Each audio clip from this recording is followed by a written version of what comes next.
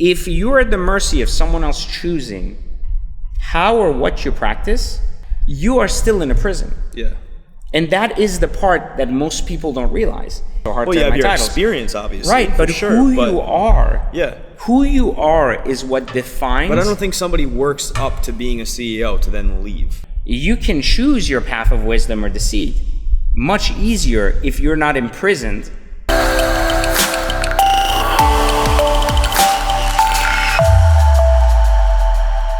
Like I saw that is there a path to mastery from working a job? Yes.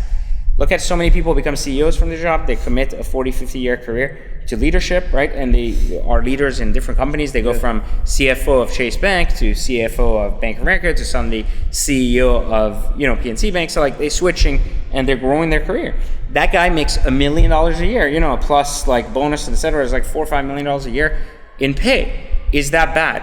Absolutely not. It's wonderful, to be in that position. What that person has is that they've committed to a trade in leadership, and leadership doesn't necessarily require the mastery around the product or service. Leadership could require the mastery around creative ways to bring people together. What people don't realize is that if you're at the mercy of someone else choosing how or what you practice, even if your prison is vast and beautiful and has beautiful chairs, a full-time chef, you are still in a prison. Yeah. And that is the part that most people don't realize. That a prison is only okay as a stepping stone to getting out of it. So you think that nobody should ever settle at being a CEO then?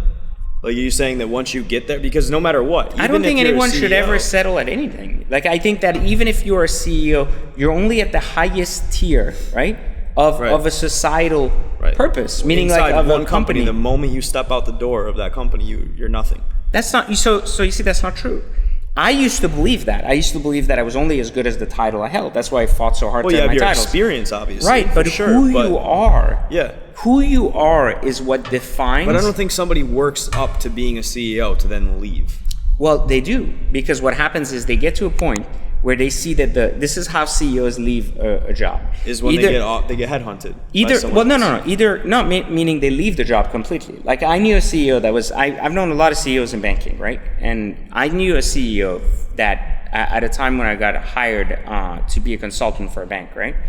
I worked with a CEO of this, probably today is one of the top 3 banks in the world. And this person was had the highest level of integrity, cared for his people more than anything else. Something I had never seen in banking in my life, And I was truly like surprised, I was like, where's the trick?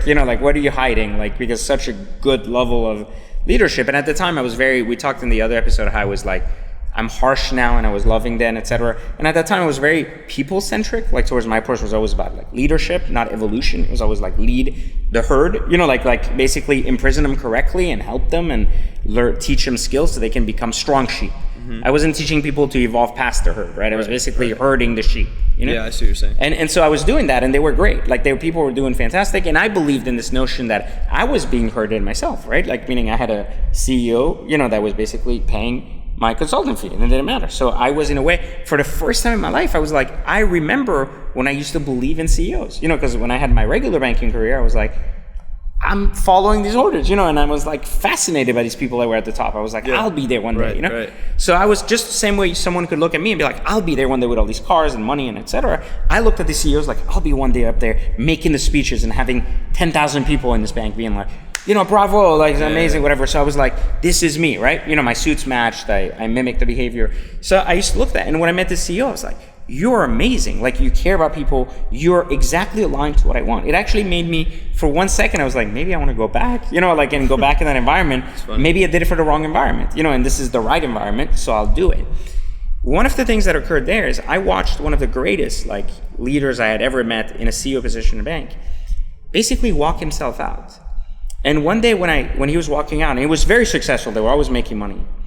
And the next guy they were going to hire was someone that had basically caused the entire subprime losses of 2008. So, and they were putting that guy CEO instead of this guy. And I was like, you guys are fucking out of your minds. This is one of the greatest minds in the world. Here's the biggest con in the world. And now you're replacing him. And they're like, yeah, we've been basically this guy's been groomed for 10 years. since the collapse of like 2008 to basically take over, and I'm like, so this guy's been like, he made a mess there, and now he's been groomed here to take over. So I actually asked for coffee, like with the CEO, and I said, why are you leaving? Like, why aren't you fighting to retain this? Because it's beautiful. It's like one of the best, most well-ran bank in the world. And he goes, because times are changing. And I go, well, what does that mean? He goes, I can fight to retain what I have, but the industry will change. And I won't be able to survive doing what I do. And he said, I don't want to be in this business if I have to turn like that guy. So since I was doing it for the purpose, not for the money, I'm retiring myself before the environment retires me. His thought process and his mind was brilliant. And the thing with this is he was ahead of the curve. He saw what was coming. What was interesting is I left maybe a couple of months later. And I heard from people that I were working with, like that I was working there. I didn't have a job there, but I still worked with a lot of people. And these people used to tell me, like, it's not the same anymore. Things are different. We're not held. They didn't even care about customer service, like surveys anymore. They only cared about sales, etc. So I was like, it's interesting that happens. And then you start seeing banks shrink, like the staff shrink, and only sales position remaining. And that's one of the things I've always learned is that if you look at a bank, they're always 10 years ahead in their thought process about what industries, what's happening. So they're always targeting things the way it should be, And one of the things that's interesting is he saw that because he was head of that bank. And he basically saw his own future and he goes, why struggle to a decade of misery? When I can reprove myself because I will get there no matter what. And so I have to basically choose, do I want a path of wisdom or deceit? Do I want to stay in a position that was built off of my wisdom that now has to give in to others' deceit? Or do I want to lead my life forward, evolve past my job, and figure out what I want to do the rest of my life, regardless that it's work, philanthropy, work with people, teach, You haven't whatever. talked to him since? Really? All I'm saying is that people can make a choice. Right. Yeah. And that's my argument all the time for people. You can choose your path of wisdom or deceit much easier if you're not imprisoned by the boundary of society, circumstance, or money. If you have these things, you can make clearer choices, more focused around what you truly love and truly want your reputation to be in the world, rather than make these decisions based on what you believe you must do in order to find a bug.